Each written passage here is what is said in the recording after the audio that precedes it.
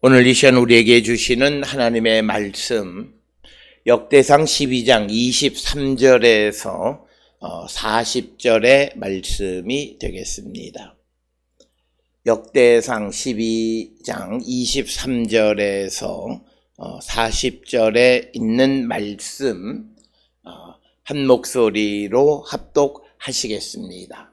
싸움을 준비한 군대 지휘관들이 헤브론에 이르러 다윗에게로 나와서 여호와의 말씀대로 사울의 나라를 그에게 돌리고자 하였으니 그 수요가 이러하였더라.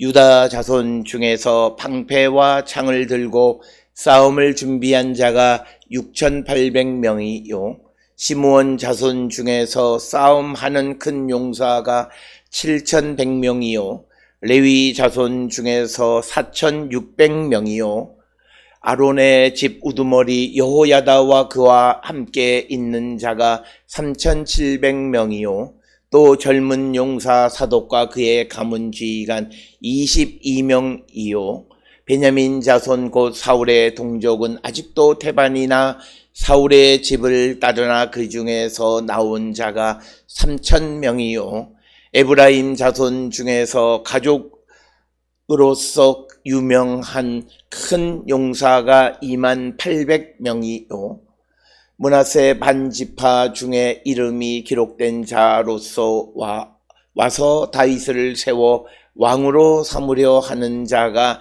18,000명이요 이사갈 자손 중에서 시대를 알고 이스라엘이 마땅히 행할 것을 아는 우두머리가 200명이니 그들은 그 모든 형제를 통솔하는 자이며 스불론 중에서 무기를 가지고 전열을 갖추고 두 마음을 품지 아니하고 능히 진영에 나아가서 싸움을 잘하는 자가 50,000명이요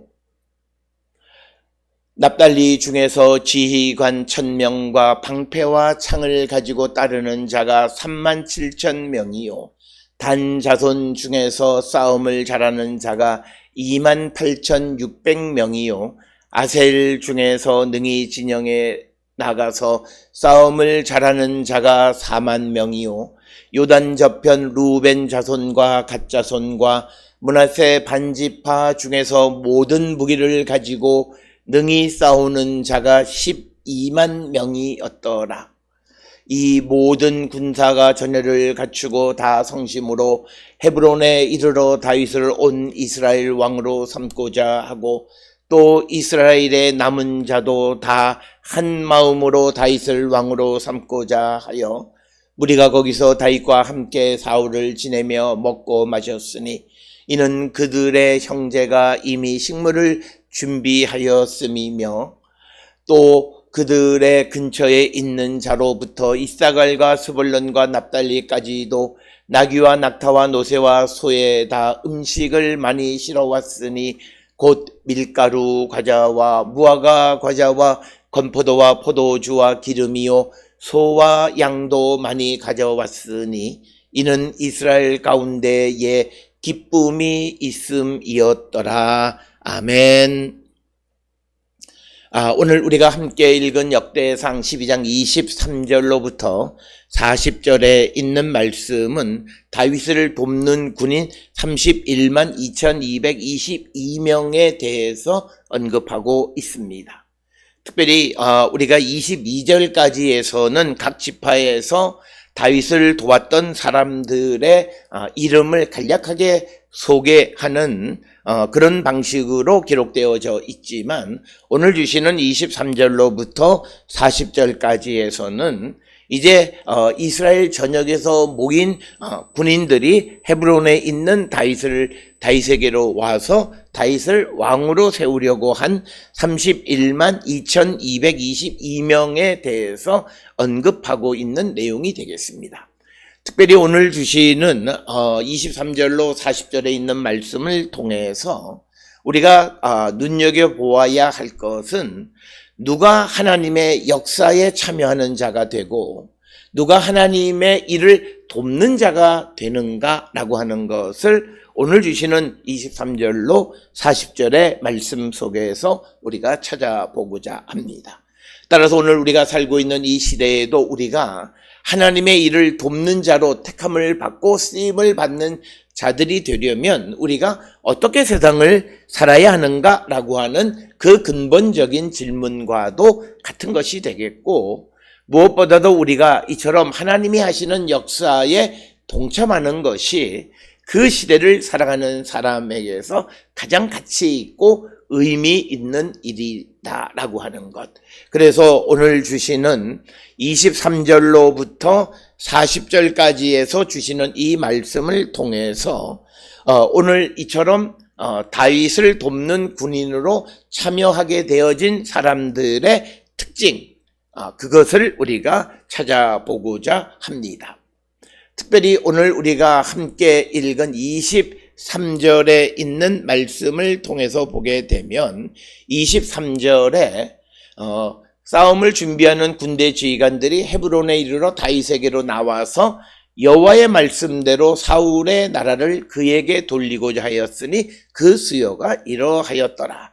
따라서 오늘 주시는 본문의 말씀 23절로 40절 전체를 통틀어서 종합적으로 표현하는 그 표현은 오늘 주시는 이 본문의 말씀처럼 여호와의 말씀대로 살아가는 자들이 그 시대에 하나님의 역사에 쓰임받는 그런 사람들이 되어줄 수 있다라고 하는 것을 우리에게 가르쳐 줍니다.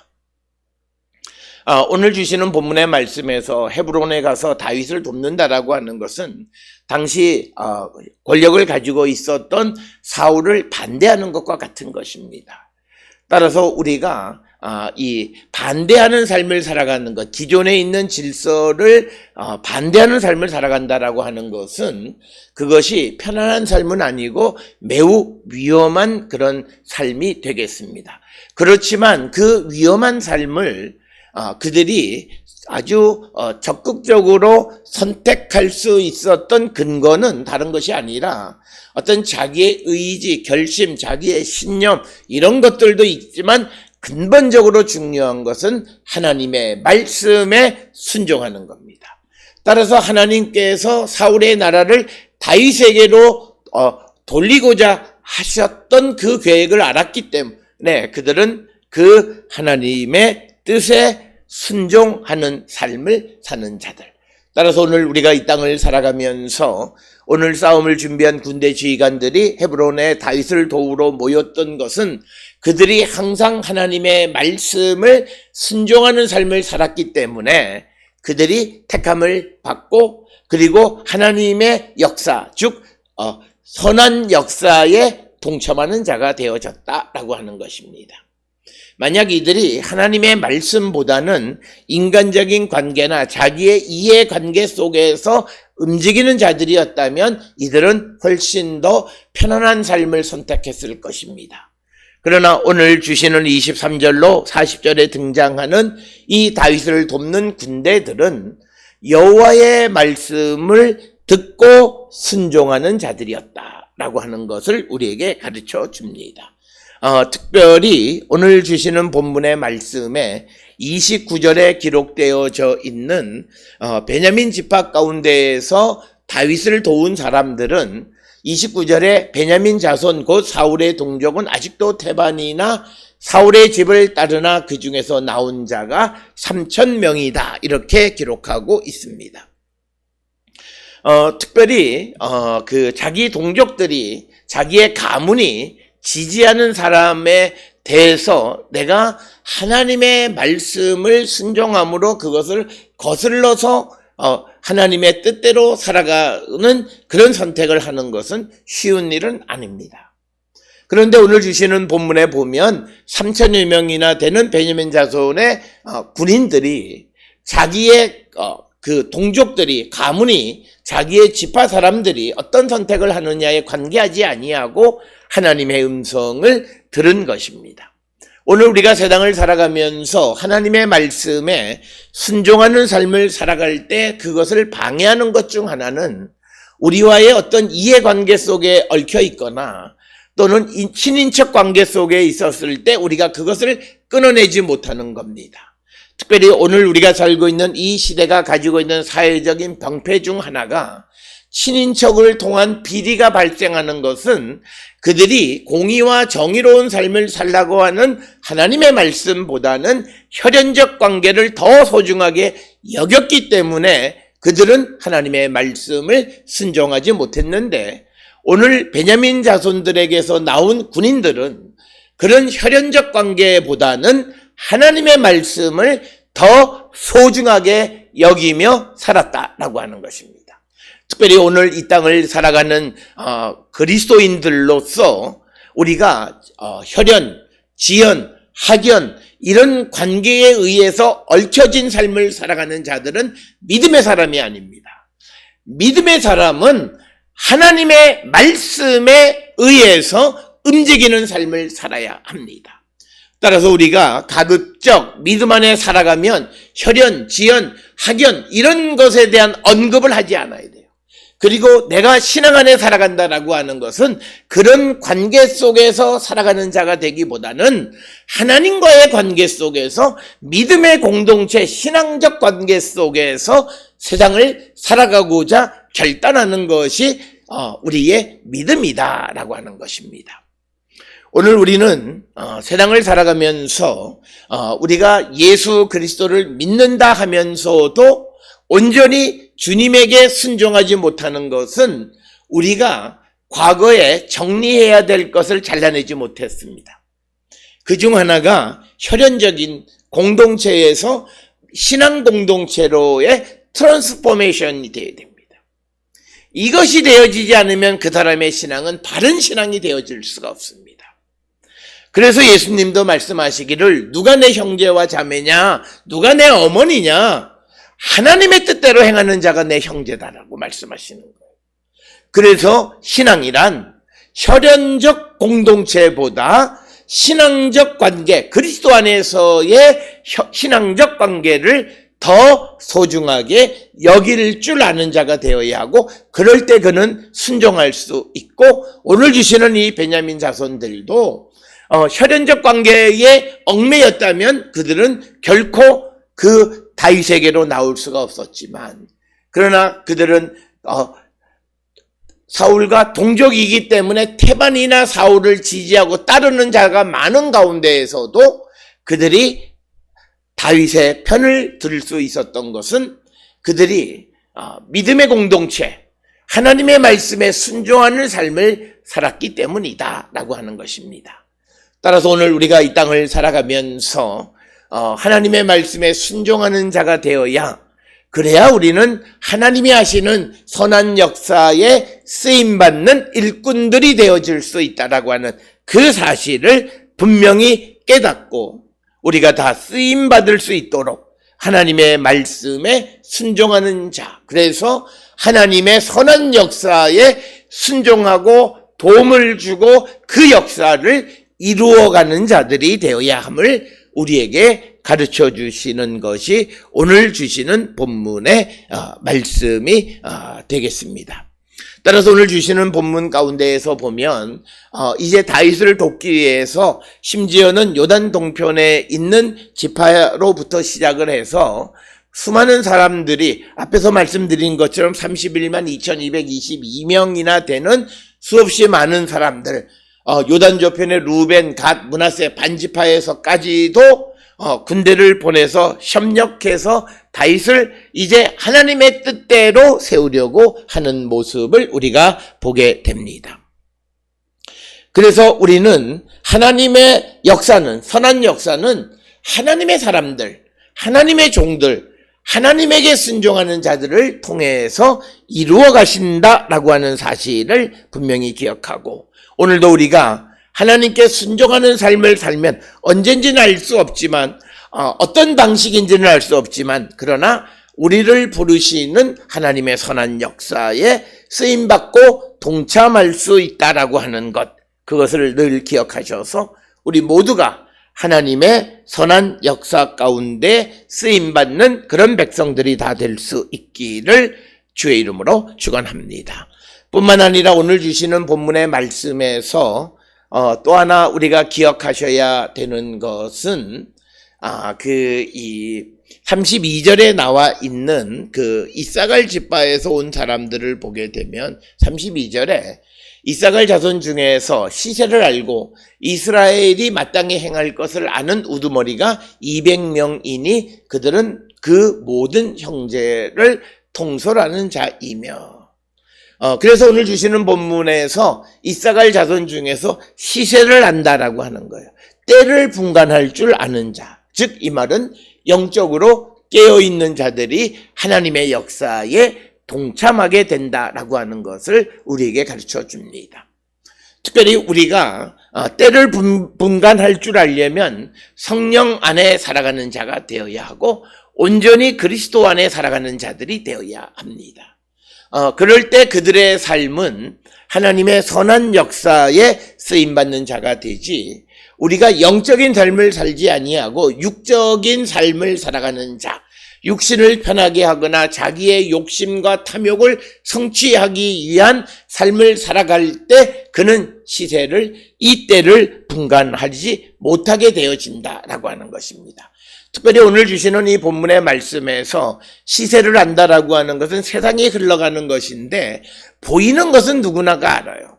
지금 세상에서 지금 사울이 왕이다. 그리고 다윗이 그 헤브론에 가서 나라를 세우고 사람들이 모여가고 있다. 그런데 문제는 하나님이 어느 편에 계시냐라고 하는 그 영적인 그 때를 분간하는 것은 우리가 성령 안에 있을 때만 가능한 겁니다.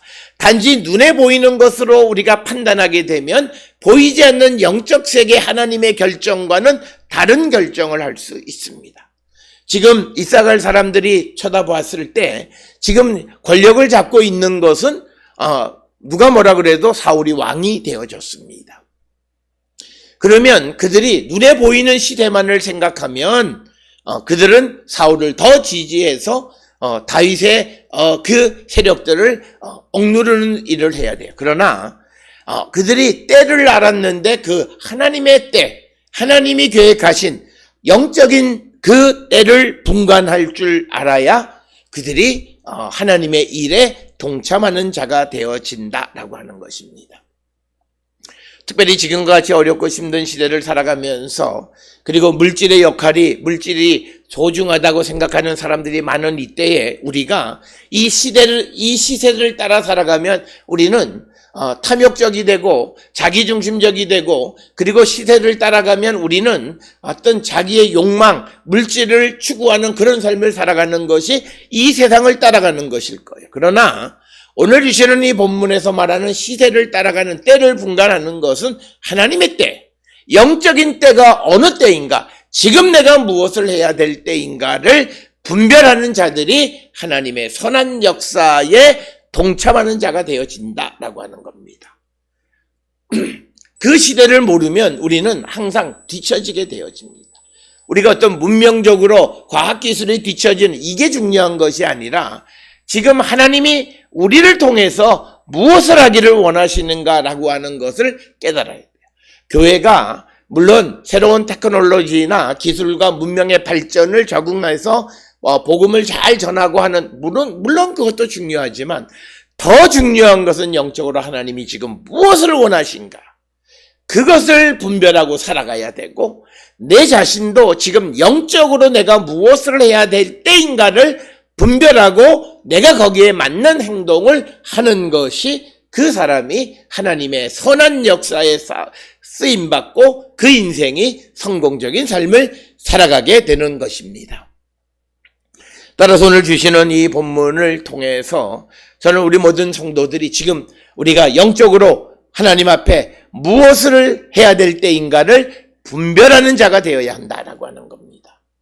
그래서 우리가 기도할 때이면 기도하는 자가 되어야 하고, 또 우리가 하나님 앞에서 부르짖을 때는 부르짖는 자가 되어야 한다라고 하는 것을 우리에게 가르쳐 주는 것이 오늘 우리에게 주시는 말씀이 되겠습니다.